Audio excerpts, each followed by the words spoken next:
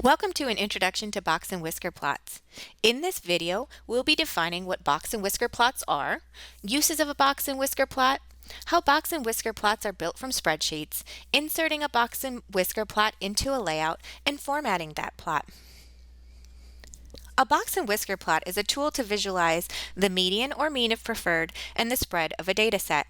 The box is defined by the median, or the point at which half the data is above and half the data is below. The median of the lower range defines the lower limit of the box, and the median of the upper range defines the upper limit of the box. These three median values divide the data set into 4 quartile regions. The whiskers are defined by the minimum and maximum data points. Now that we have a general understanding of how the box and whiskers are defined, let's talk about some uses. Box and whiskers plots can be used to visualize many different types of data sets. In this example, we will use the box and whisker plot to show the impact of a drug treatment on cell counts. The drug is known to negatively impact cell counts, so we will be evaluating number of events.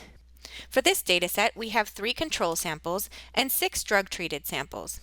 The bar chart here displays the reduced cell counts in the drug-treated samples, but is there another way I can visualize this data and get even more information? Absolutely. With this box and whisker plot of the monocytes, I can quickly visualize the median of this data set, the spread of my data, as well as the individual data points. On this page, we already have a spreadsheet here, so I can come up to my Insert tab and grab my box and whisker. I can insert it in my layout by dragging and dropping. You can right-click on this plot to open the format window, or double-click, but I have it here docked for easy access. My category parameter is using column A, sample. My values parameter is using column B, cell count. And my group parameter and color parameter are not yet defined. Since they are already here in this spreadsheet, I can define them now. I'll use cell type for my group parameter. You can see my plot has updated with monocytes and granulocytes. To visualize this, I can come down here, leave the shapes on the box, and select the color parameter from my color dropdown. You can see now that my plot has updated with the colors defined in column D. But I've lost my median line due to the background change, so I can go down here and format that as well. I'll format the width, the style, and also the color. I'm also going to change the definition of my lower percentile and my upper percentile, and select the percentile radio button.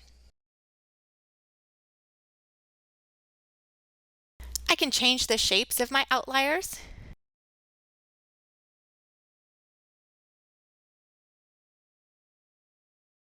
Anything that I would like to format is available here in my formatting options. I can change the size as well. So I'm making these features really stand out. All of this is updating and linked, so any changes that I make are changed throughout the layout. And it's not just limited to this page.